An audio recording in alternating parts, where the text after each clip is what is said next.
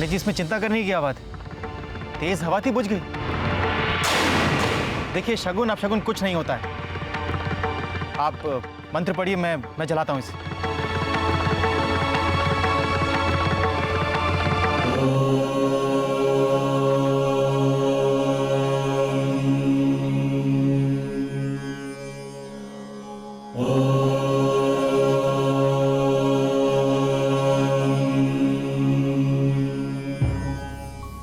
सरगम, भगवान के इस इशारे को समझो।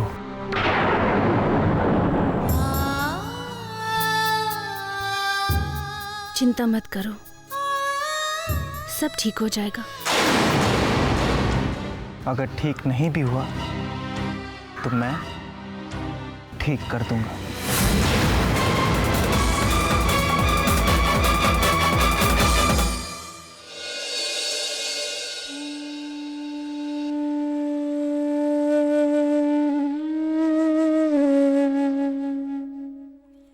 अरे आप लोग अभी तक यहाँ पर बैठे हुए हो?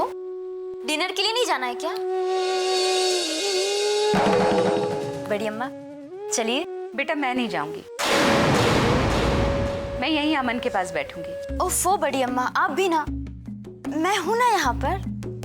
देखिए अगर आप ऐसा ही करती रहेंगी ना तो एक दिन आप बीमार पड़ जाएंगी। एक काम कीजिए, आप लोग सब जाइए, मैं यहाँ पर हूं ना अमन की देखभाल के लिए। दुर्गा, मेरे ख्याल में अंजलि ठीक कह रही है। चलो कुछ खा लेते हैं। अच्छा बेटा ख्याल रखना। हाँ जी।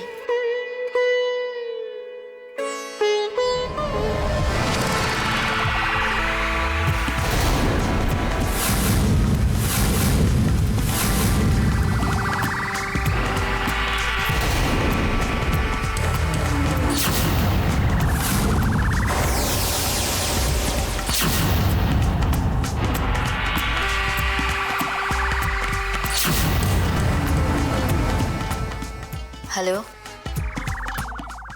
मैं बोल रही हूँ।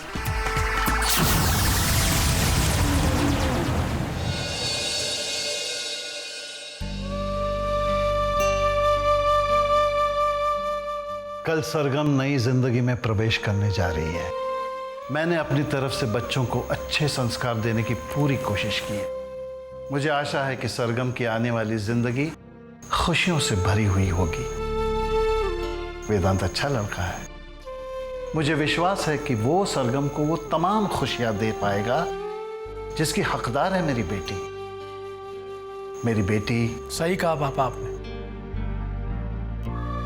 वो सारी खुशियों की हकदार है हमारी सरगम, लेकिन वो सारी खुशियां उसे वेदांत नहीं दे सकता, क्योंकि वो अमन से प्यार करती है।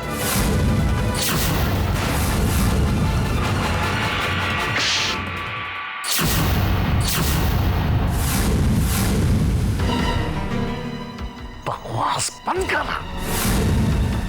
शर्म नहीं आती तुझे? अपनी बहन के बारे में बकवास करे जा रहा। दूसरे कहे तो कहे, पर तू कह रहा है। हाँ मैं कह रहा हूं पापा, भाई हूं उसका इसलिए कह रहा हूं। अगर दुश्मन होता तो शायद ये बात दबा भी देता। उसकी जुबान की भाषा को नहीं बल्कि उसकी आंखों की भाषा को समझने की कोशिश कीजिए। वो नहीं चाहती कि उसके पापा की इज्जत पर कोई आंच आए। और पापा, ये आप ही के संस्कार हैं जिसकी वजह से आज सरगम खून का घूंट पीने के लिए भी तैयार हो गई है। अब कुछ नहीं हो सकता। कल उसकी शादी है और मैं नहीं चाहता कि तुम ऐसा कुछ करो जो मुझे नागवार गुजरे। और अगर तुम ऐसा कुछ करते हो तो यकीन मानो तुम दुनिया के सबसे बदनसीब भाई होगे जो अपनी बहन की इज्जत को सरेआम उसकी शादी के दिन बर्बाद होता हुआ देखो।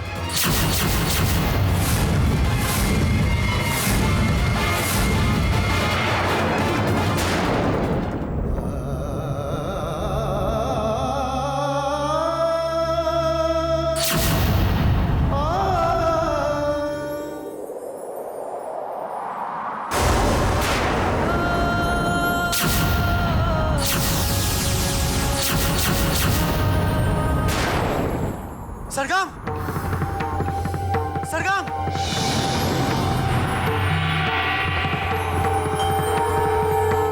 सरगम,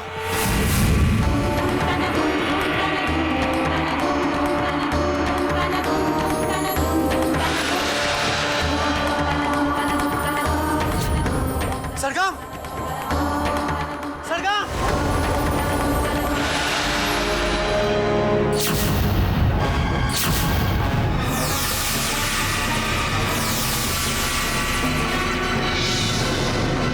कहाँ हो तुम सरगम?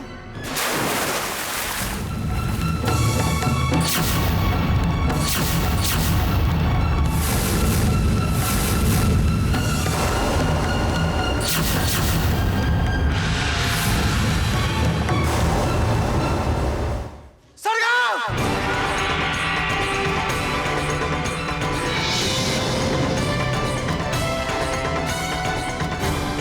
सरगम, सरगम, सरगम, सरगम, सरगम, सरगम पानी में डूब रही है नकुल, नकुल उसको बचा लो। नकुल मैं सरगम के बिना नहीं रह सकता। नकुल मैं सरगम के बिना नहीं रह सकता। कोई नहीं, होश में आओ। नकुल मैं सरगम पानी में डूब रही है नकुल। चलो मेरे साथ। सरगम, चलो। नकुल सरगम पानी में डूब रही है नकुल। नकुल, नकुल सरगम, सरगम, सरगम। चलो यार। नकुल मेरी सरगम डूब जाएगी। चलो नकुल।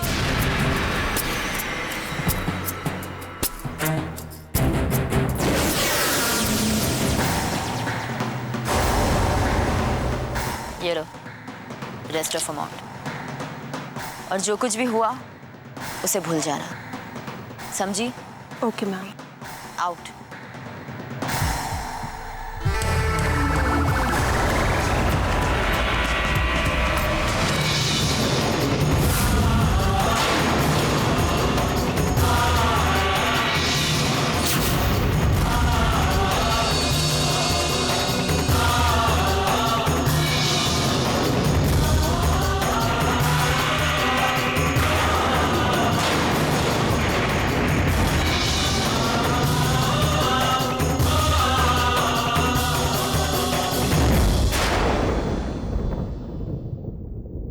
समझ में ये नहीं आ रहा कि ये सब हुआ कैसे।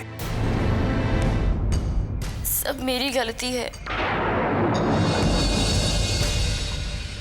मैं ही दोषी हूँ। बेटा तुम अपने आप को क्यों दोष दे रही हो?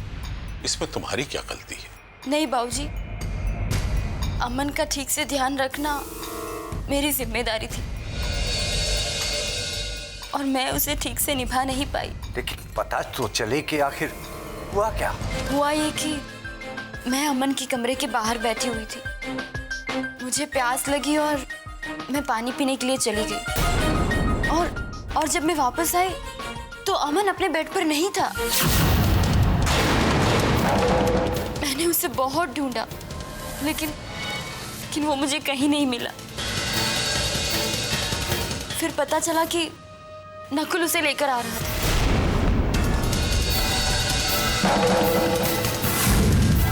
पता नहीं अमन कुएं के पास क्यों जा रहा था। तुम्हारे बेटे ने राजनीति छोड़ के ये सोशल वर्क करना कब से शुरू कर दिया? हमारी लाड़ी इतनी मेहनत मशक्कत करके सेटिंग वेटिंग कर रही है और तुम्हारा चांगला बेटा सब बर्बाद कर दी। और नहीं तो क्या, उस दिन सबके सामने मैंने मगरमच्छ के आंसू बहाए थे। ये नकुल वहां पर कैसे पहुंच गया? अरे पर मैं करूं तो क्या करूं? ये मेरा बेटा नकुल मेरी एक भी बात सुनता है क्या? वो भी अपनी गौ मां की तरह इस घर का भक्त बन गया। अब भैया ये सफाई वफाई तो रेन दो, सारा प्लान तो फेल हो गया नहीं?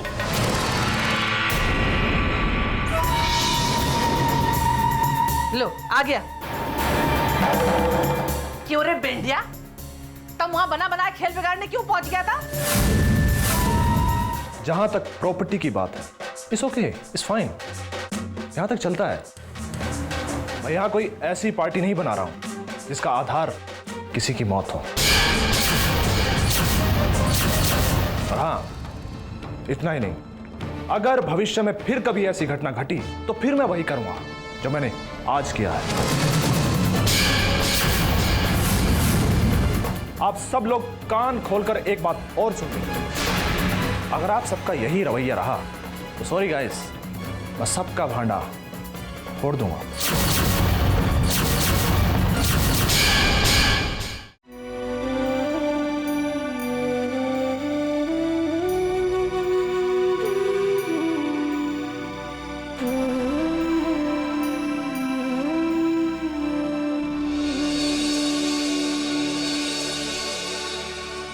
मुझे नहीं पता कि तुम कौन हो, क्या है तुम्हारा अतीत, ईश्वर ने मुझे तुमसे क्यों मिलवाया। मैं जानता हूं तो सिर्फ इतना कि आज की हकीकत यह है कि तुम मेरे असली पोते हो। बहुत प्यार करने लगा हूं मैं तुमसे, बहुत ज्यादा। तुम पर एक खराश भी है तो मैं बर्दाश्त नहीं कर सकता। पता नहीं ये सब कैसे सह पा रहा हूं मैं।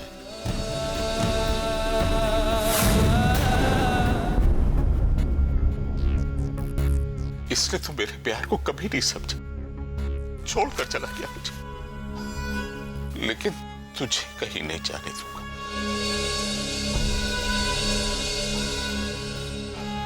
कभी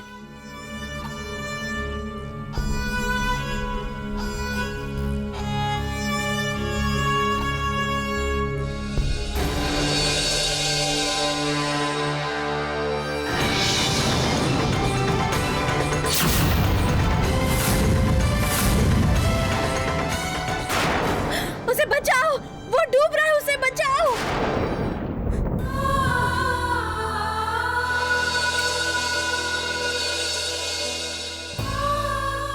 कितना भयानक सपना था।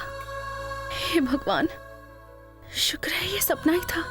अमन ठीक तो है ना? हे भगवान, अमन की रक्षा करना, उसे किसी भी अनहोनी से बचाना।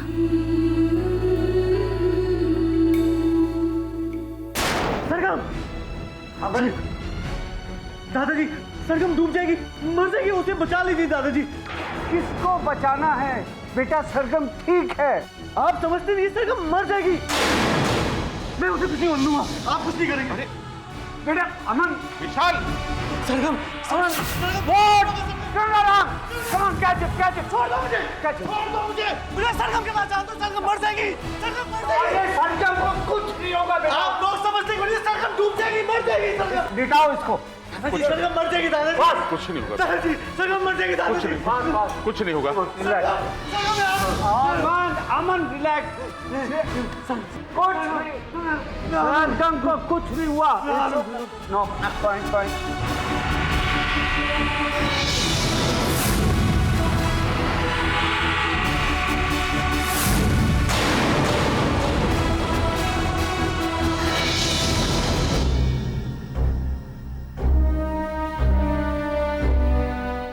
ले जाओ अंदर, इजी, आराम से, आराम से।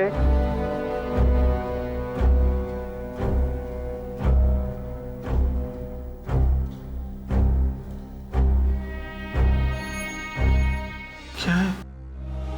घबराने की बात नहीं भार्गव, ऐसी कंडीशन में अक्सर मरीज ऐसे ही करते हैं, कुछ न कुछ बड़बड़ाते रहते हैं। अब देखना यह है कि होश में आने के बाद ये कैसे बिहेव करता है। अगर तो काम और शांत रहा तो प्रॉब्लम नहीं,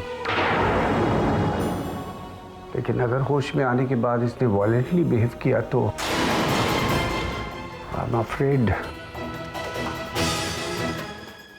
मुझे वो स्टेप लेना पड़ेगा जो एक डॉक्टर लेते हुए हमेशा घबराता है। क्या होगा अमन के साथ? अब कौन सा भयानक कदम उठाने वाले हो तुम? भार्गव, शायद मुझे अमन को मेंटल असाइलम भेजना पड़े और इसे शॉक ट्रीटमेंट दिलवाना पड़े।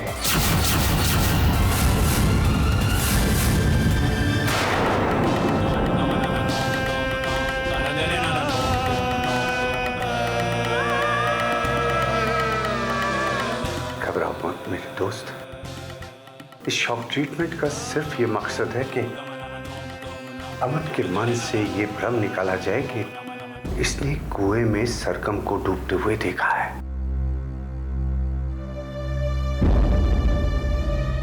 क्या हालत हो गई है मेरे बच्चे की। ईश्वर इसके लिए मुझे कभी माफ नहीं करेगा, कभी नहीं।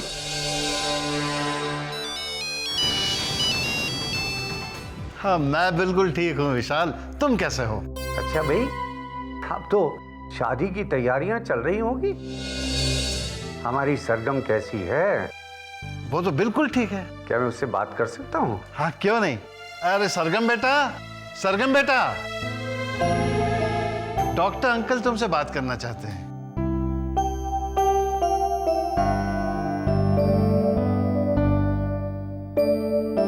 हेलो। कैसी हो बेटा? मैं तो ठीक हूँ, आप कैसे हैं?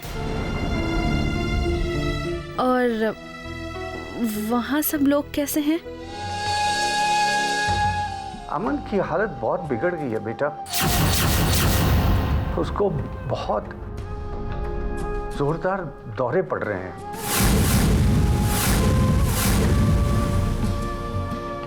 हेलो सरगम, मैं अमन का दादा बोल रहा हूं बेटा। बेटे, अब तुम ही हमारी मदद कर सकती हो। अमन की हालत ठीक नहीं है, बस एक बार आकर उससे मिल जाओ, वरना वो पागल हो जाएगा। मैं सही कह रहा हूं, मैं तुम्हारा ये एहसान जिंदगी भर नहीं बनूंगा। प्लीज प्लीज बेटा, सिर्फ एक बार आकर मिल जाओ।